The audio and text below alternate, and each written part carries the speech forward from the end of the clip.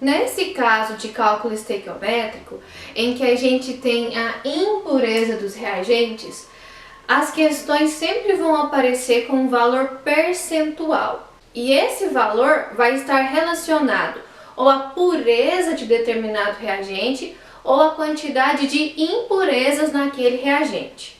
Quando você tiver uma questão, então, que tem um valor percentual, 25, 35, 45%, e esse valor está relacionado a um dos reagentes, para resolver a questão, o que você vai fazer? Você vai desconsiderar aquela porção impura, que a gente chama de contaminante, e vai considerar somente aquilo que está puro. Questões de cálculo estequiométrico exigem muita interpretação. Então você vai retirar os dados da questão, fazer o balanceamento e depois considerar aquilo que é importante na sua questão. Quando você se depara com a questão de impureza, essa impureza sempre vai estar relacionada aos reagentes. Você não pode descontar impurezas nos produtos, tá bom? Vamos fazer um exemplo para ver como é que funciona cálculos estequiométricos envolvendo pureza. Primeira coisa que a gente vai fazer aqui para resolver essa questão sobre pureza é balancear a equação. Olha só, nessa questão pergunta qual é a massa de carbeto de cálcio obtida a partir de 196 gramas de óxido de cálcio com pureza de 50%. Para poder responder o que a questão pede, a gente vai fazer o balanceamento primeiro. Cálcio tem na mesma quantidade, tanto reagente quanto produto, então tá tudo ok. Oxigênio tá na mesma quantidade, tanto reagente quanto produto, um para cada lado, então tá certinho. Carbono, olha só, aqui nos produtos eu tenho 2 átomos de carbono aqui no carbeto e 1 átomo de carbono no monóxido. Então eu tenho 3 átomos de carbono nos produtos. Para ficar tudo igual nos reagentes, basta eu adicionar 3 aqui.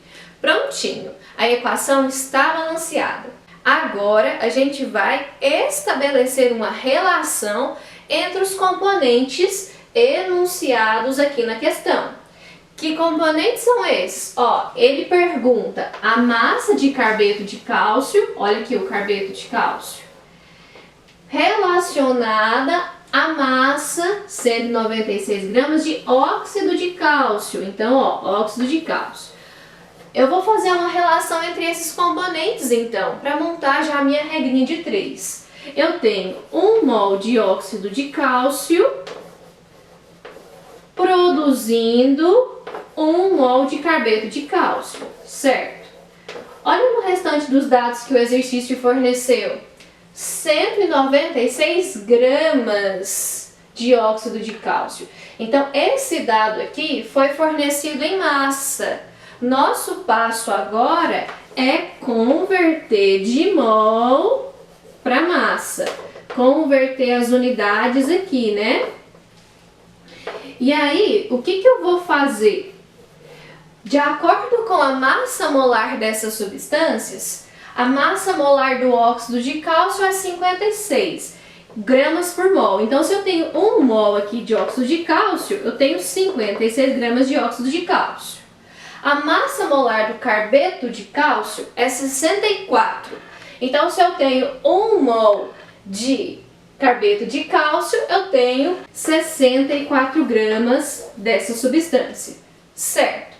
E aí, eu tenho aqui 196 gramas de óxido de cálcio. Eu não posso colocar o 196 aqui.